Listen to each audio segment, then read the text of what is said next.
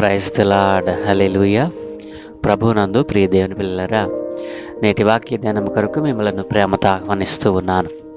నేటి వాక్య ధ్యానముగా 42వ కీర్తన మొదటి నుండి చదువుకుంటూ ధ్యానం చేద్దాం.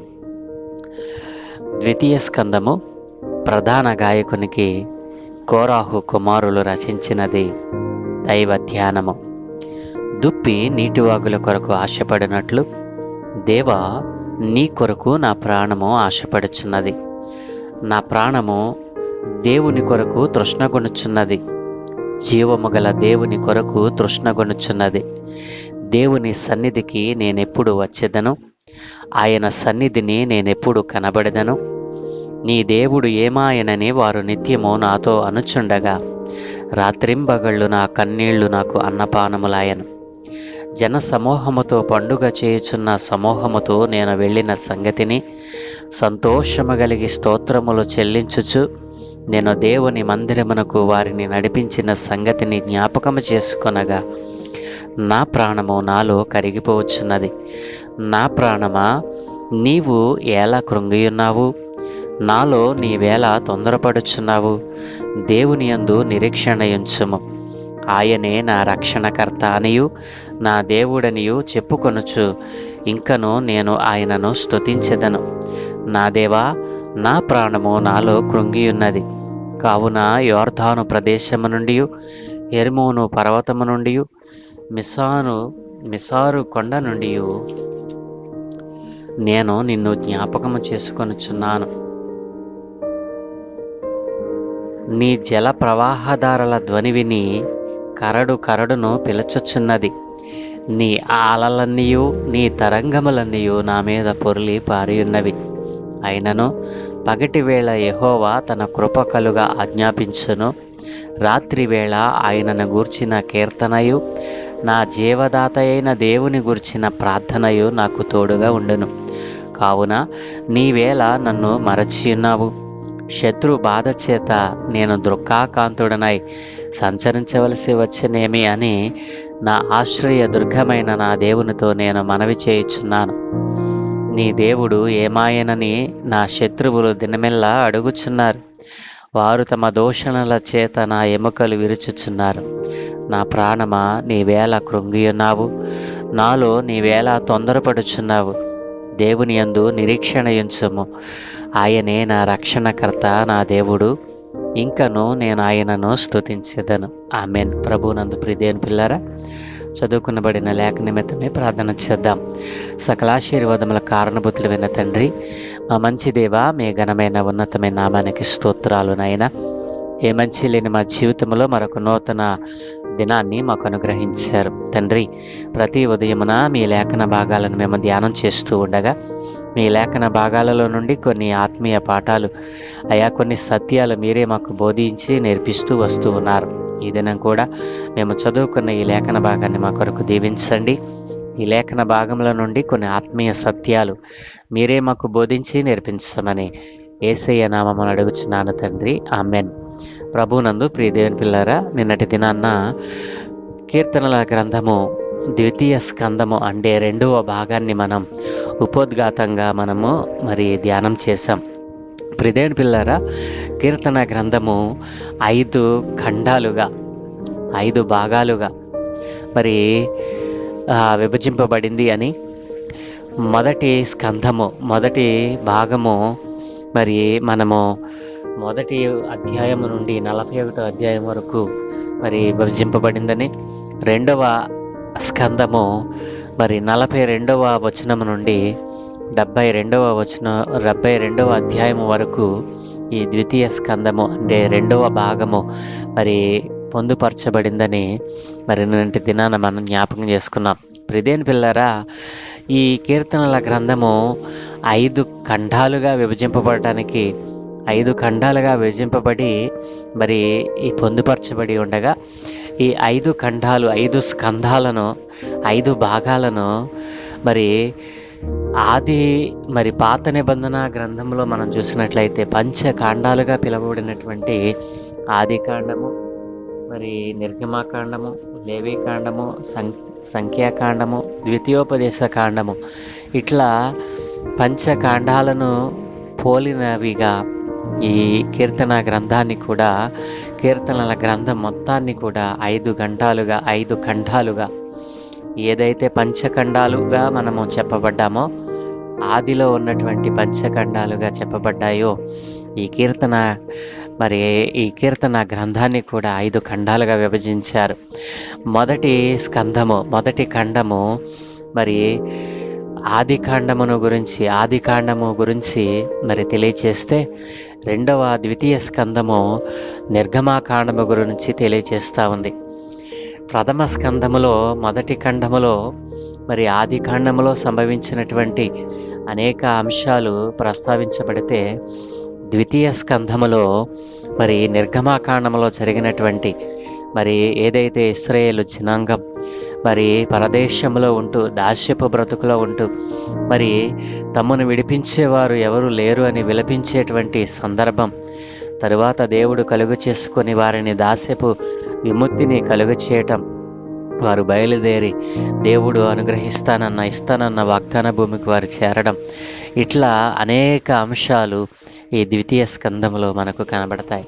ఇదేం పిల్లరా, ఇక ఈ 42వ కీర్తన మొదటి నుండి మనం ధ్యానం చేస్తే కనుక, ఈ 42వ కీర్తన ఒక తీర్థయాత్ర కీర్తనగా మరి చెప్పబడుతూ ఉంది. అనేక బైబుల్ స్కాలర్స్ ఈ కీర్తనను గురించి అనేక వ్యాఖ్యానాలు వ్రాశారు, అనేక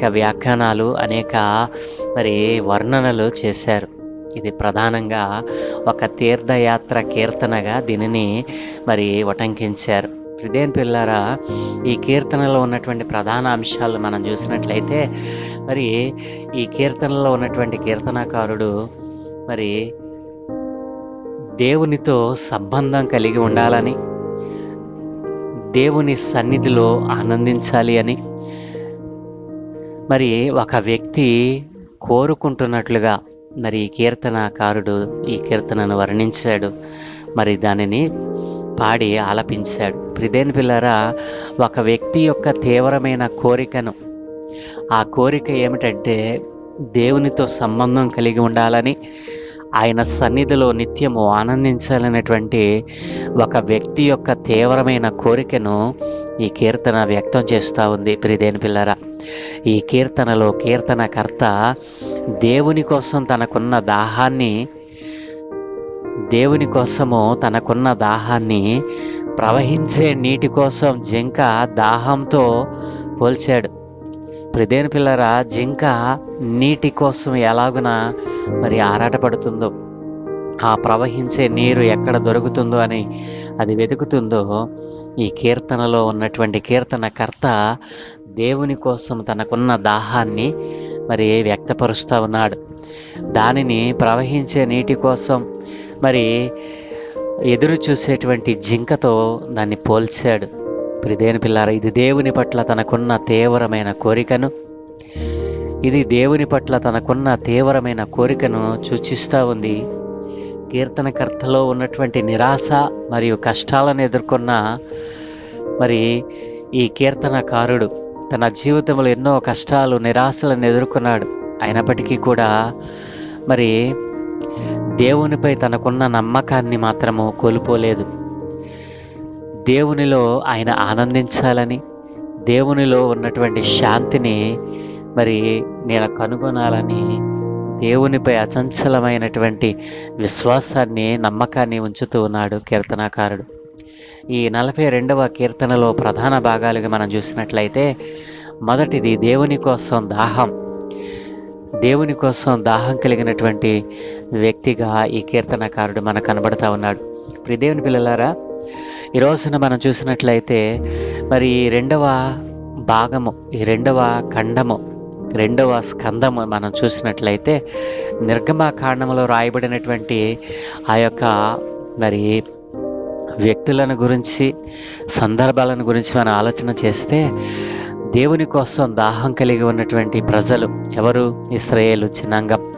ఆనాడు ఇశ్రాయేలు జనాంగం ఐగుప్తు దేశంలో మరి వారు దాస్యపు బ్రతుకులో ఉండి ఎంతో వేదనకరమైన బ్రతుకుతూ ఉన్నారు.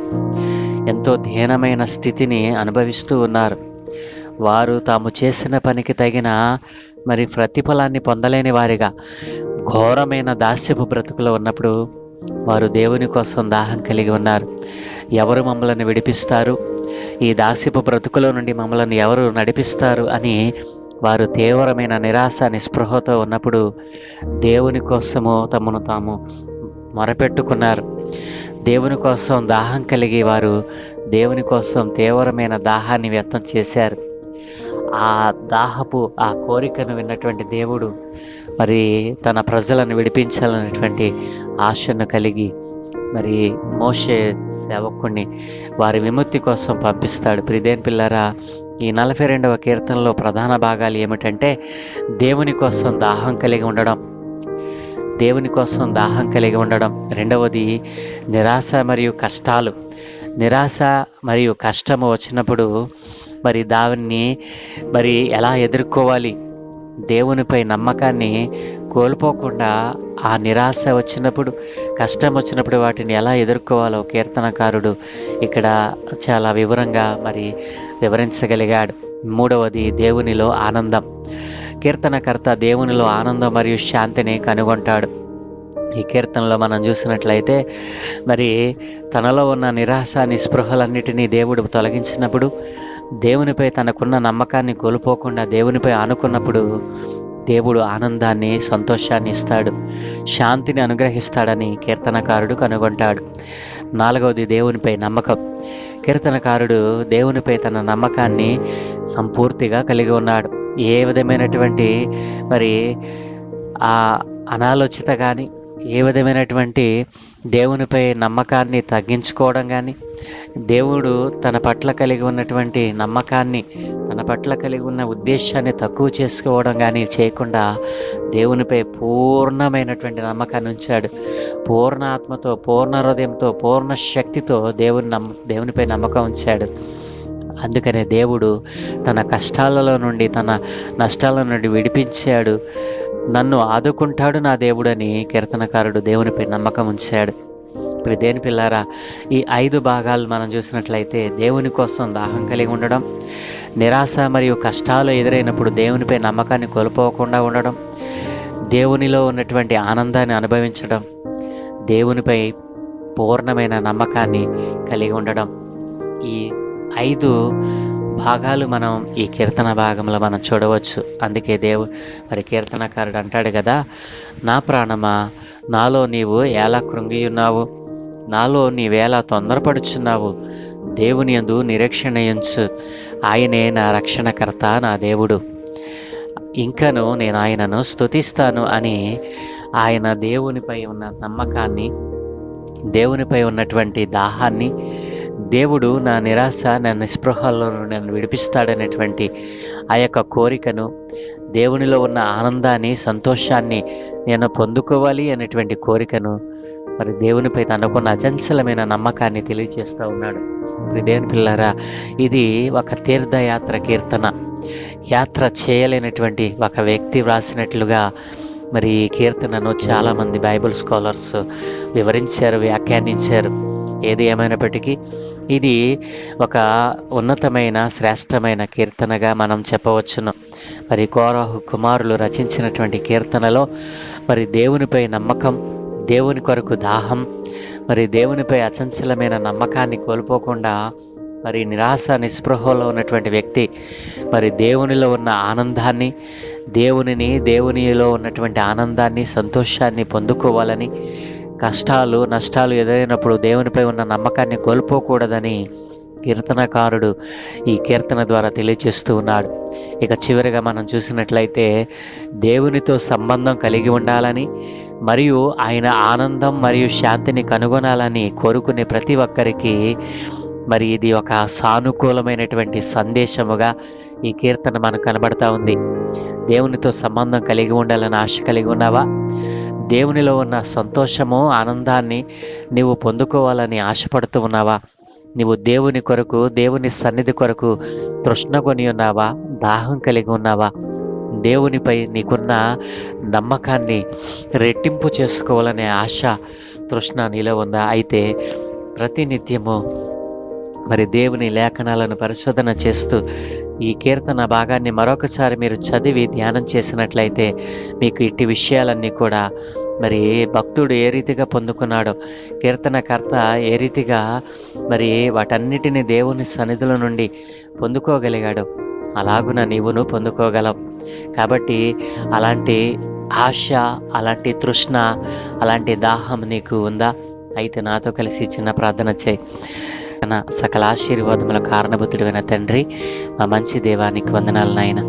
అవును తండ్రి, 42వ కీర్తనలో కీర్తనకారుడు ఏ రీతిగా అయితే అయా నీతో సంబంధం కలిగి ఉండాలని, నీ సన్నిధిలో ఆనందించాలని ఆశపడ్డాడో, ఈ రోజున అయా నీ సన్నిధిలో ఆనందించాలి అని, నీతో సంబంధము కలిగి ఉండాలని ఎందరైతే ఆశపడతా ఉన్నారో వారు కలిగి ఉన్న ఆ దాహాన్ని తీర్చమని, నీ వాక్యమును చదువుతూ ఉండగా, నీ వాక్యమును ధ్యానం చేస్తూ ఉండగా వారిలో ఉన్నటువంటి ఆ దాహాన్ని, ఆ తృష్ణను నాయన మీరు తీర్చమని, కీర్తనకారుడు ఏ రీతిగా అయితే నీ సన్నిధిలో ఉన్న ఆనందాన్ని, సంతోషాన్ని పొందుకోగలిగాడు నాయన, నీపై ఉన్న తనకున్న అచంచలమైన నమ్మకాన్ని కోల్పోకుండా నీలో నిలబడ్డాడో, అలాంటి తృష్ణ, ఆశ, దాహమును ఇదిగో నీ పిల్లలైన వారందరికీ ఈ దినాన్ని అనుగ్రహించమని, వారు కోల్పోయిన ప్రతి దానిని అయ్యా నీ వాక్యపు వెలుగులో మరలా పొందుకోవడానికి సహాయం దయచేయమని, ఈ దినమే చేపలన్నిటి మీద మీకు అనుదృష్టి ఉంచి మీ దూతల కాపుదలను అనుగ్రహించి మీరే మహిం పొందుకోమని యేసయ్య పరిశుద్ధ నామమున ప్రార్థించి వేడుకుంటూ ఉన్నాము తండ్రి. Amen, amen, amen.